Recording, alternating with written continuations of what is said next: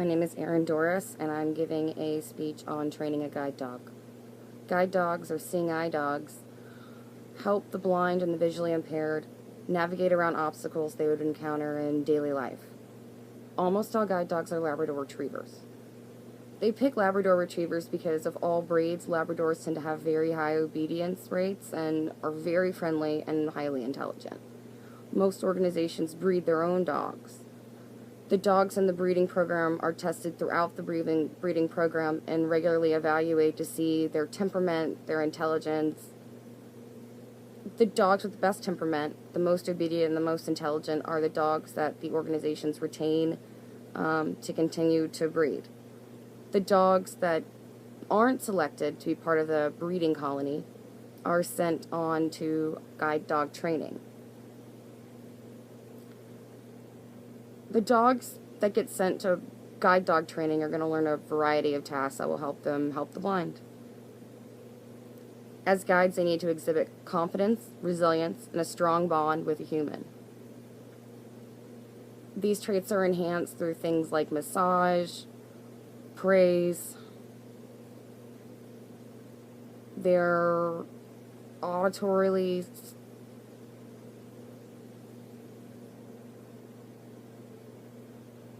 These traits can be enhanced in the first few weeks through things like massage, early training, and giving the dog opportunities to explore the world around them.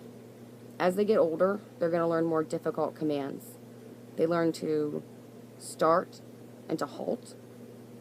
They perform advanced obedience exercises, increasing or decreasing speed on command, stopping for changes in elevation such as steps, to alert the blind individual that they need to go up steps. Stopping at street crossings. Dogs are taught intelligent disobedience. It's the most difficult thing to train any of the guide dogs to do. If a blind person is walking up to a train station or a metro, as they're walking up, thinking that maybe it's there and people are getting on, the guide dog is supposed to halt and pull them back. And when the dog stops and steps back, then they know there's something dangerous there or hazardous there. So the dog literally is the eyes for the person. It's not very difficult to become a guide dog volunteer.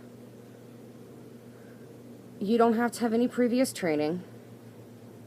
All the people at the organizations work one-on-one with each of the owners and the dogs, and you have group sessions where you group train together. They monitor the training because they're experienced dog trainers, and they walk the dog raiser, or dog trainer, step by step through everything, making it really comfortable and easy for anyone to participate in. After all the training, they go on to a graduation where they have a final test. After they have their final test for intelligent disobedience, they graduate, and they even have little dog graduation ceremonies. At this point,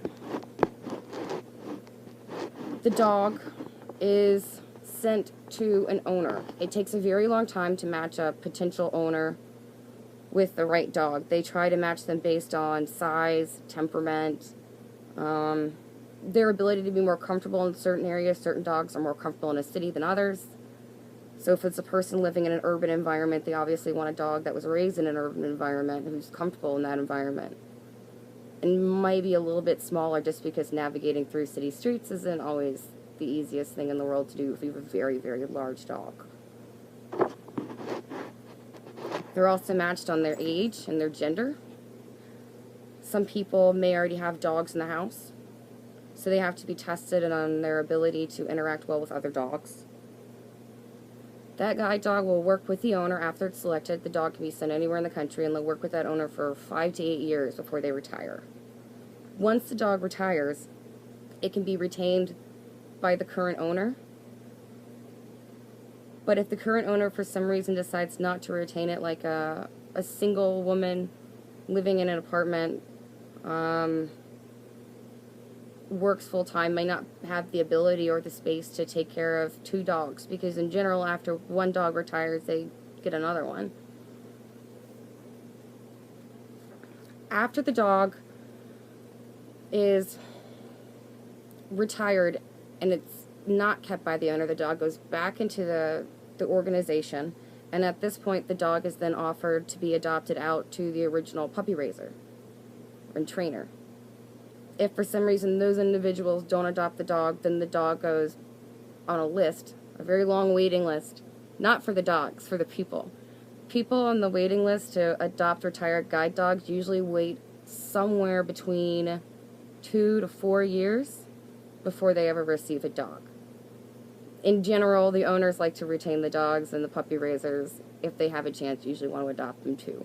It's a very rewarding experience. It's not very difficult to find an organization in your area to get involved in. Most of the organizations are national. And it's a fun way to volunteer to do something good for someone else.